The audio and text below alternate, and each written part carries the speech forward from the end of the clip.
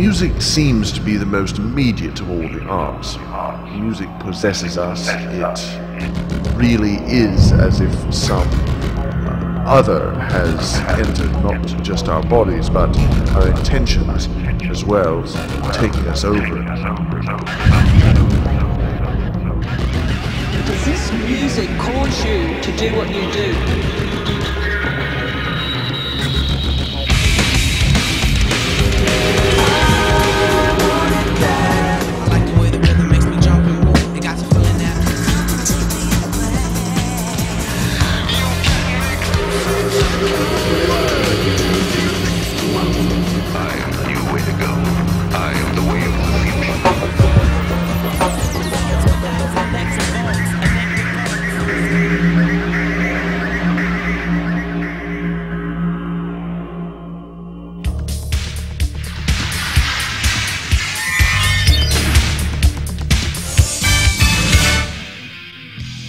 In tonight's Nose on the News special report, we'll be examining the controversial question, can the music we listen to affect our lifestyles and beliefs? Would you be willing to tell us who your favorite bands are?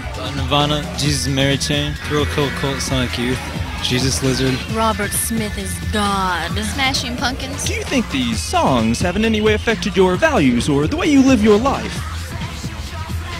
It's just music, man. We just listen to the music, that's all. Would you mind telling our viewers what bands you like to listen to? Hot Dre, Snoop Dogg,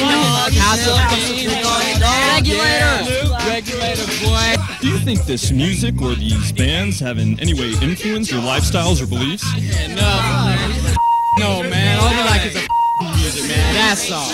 That's all. Hey, who are you guys listening to? Aerosmith! Do you think this music has impacted you in any way, shape, or form? Like, get a grip, we just like the music, that's all. Hey guys, can you tell us what bands you like to listen to? Led Zeppelin, Dio! Ozzy, Do you think this music has affected you in any way? What? Do you think that listening to these bands has in any way influenced your lifestyles or beliefs?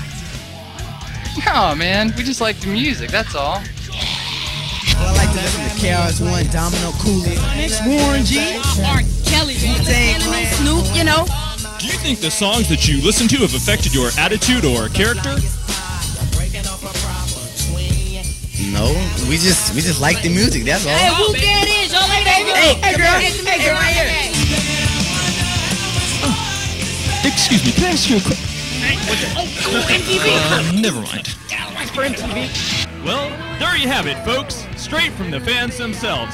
Apparently the music they listen to has absolutely no impact on their lifestyles, beliefs, or anything else for that matter. With Channel 9's Nose on the News, I'm Alex McNamara.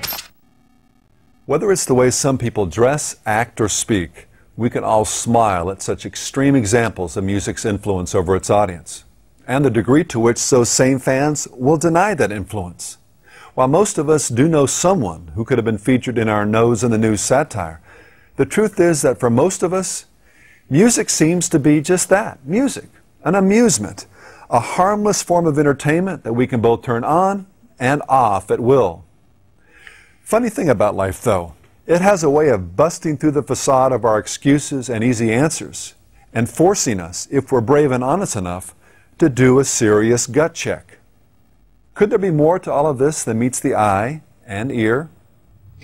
I'm standing in front of Columbine High School in Littleton, Colorado, scene of one of the worst mass murders in American history. On April 20th of 1999, Eric Harris and Dylan Klebold strolled into this school shortly before lunch and opened fire. After killing 12 classmates and a teacher, and planning at least 30 bombs with the intent of killing hundreds more, they turned their guns on themselves. A stunned nation was once again forced to gaze into the abyss of evil and ask, why? How can two so young do something so unspeakably depraved?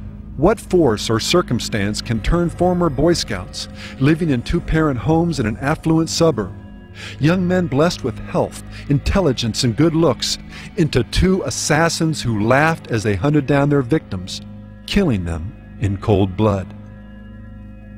As America and much of the world grappled with this question, parallels began to be noted to other recent acts of senseless destruction and mayhem.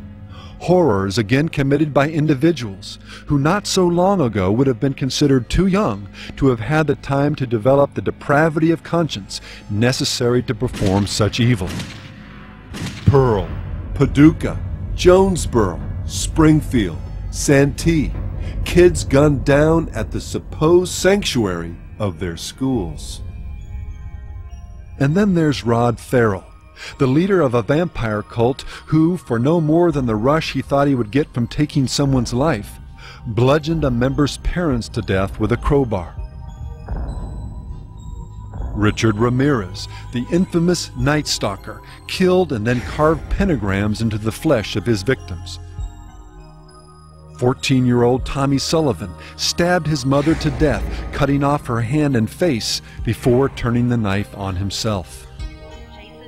In a secluded wood, 3 pre-adolescent boys were stabbed to death and mutilated. Convicted for the crime were 3 teenagers with more than a passing interest in the occult and heavy metal music. 4 teenagers calling themselves the Lords of Chaos began a spree that spiraled down into ever-increasing acts of mayhem and violence, from theft to vandalism to arson. Their rampage ended with their arrest for the brutal and senseless murder of their high school music teacher. 3 young men, ages 15, 16, and 17, believing that a human sacrifice would invoke hell's blessings and assure the success of their heavy metal band, lured 15-year-old Elise Powler into the woods and stabbed her to death. From suicide to homicide, rape to killing one's parents, the list goes on and on. The bottom line for each of these young killers, of course, is that they chose. They made a conscious decision to pick up a knife or a gun or a bomb and kill. No failure in their upbringing, no cultural deficiency, no weapon, movie, song, or video game, no demon evoked through some occult ritual can serve as a primary focus of blame. They are killers because they killed. But, that said, we would still do well to consider those cultural phenomena that may have helped move them along towards that point of decision. The most common denominator in the lives of these young killers was a profound sense of being outcasts, of not fitting into the prevailing cliques, of being shunned and made fun of. But can that by itself explain these horrors? After all, there's nothing new here. When haven't there been cliques and kids made to feel that they're outside them? No doubt a good portion of the blame lies with our society at large, our national addiction to ever-increasing doses of violence, gore, and mayhem, reaching down into even the toys that are marketed to our children. The general coarsening of our culture, shattering taboos concerning everything from language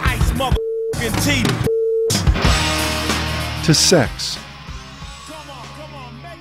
The sacrifice of moral absolutes upon the altar of relativism. The lack of true heroes and strong moral leadership. This and more has contributed to the steady erosion of the foundation of honor, civility, and self-sacrifice that is necessary to bring out the best in a nation's citizens while keeping the worst at bay.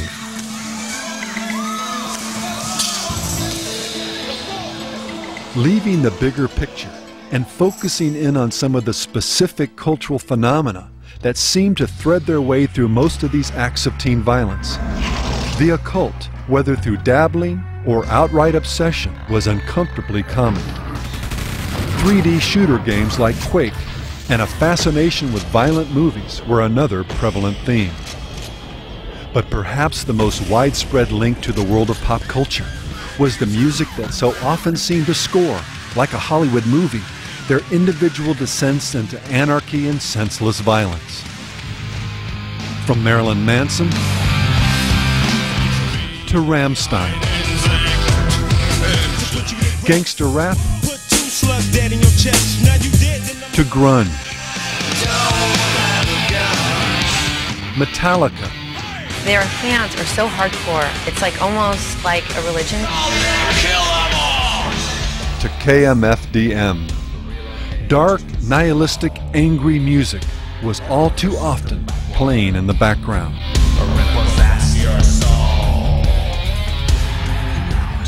Take as just one example the story of Brian Bassett, a 16-year-old who shot and killed both his mother and father and drowned his 5-year-old brother in a bathtub. Spin, a magazine that celebrates contemporary music, relates what happened next as confessed by accomplice Nick McDonald. Brian pulled a small plastic object from his father's hand. It was Brian's favorite cassette, Frog Stomp by the group Silverchair. "That's my expletive tape," he shrieked. Brian stuck the cassette in the stereo, rewound to the beginning of Israel's Son, and pushed play.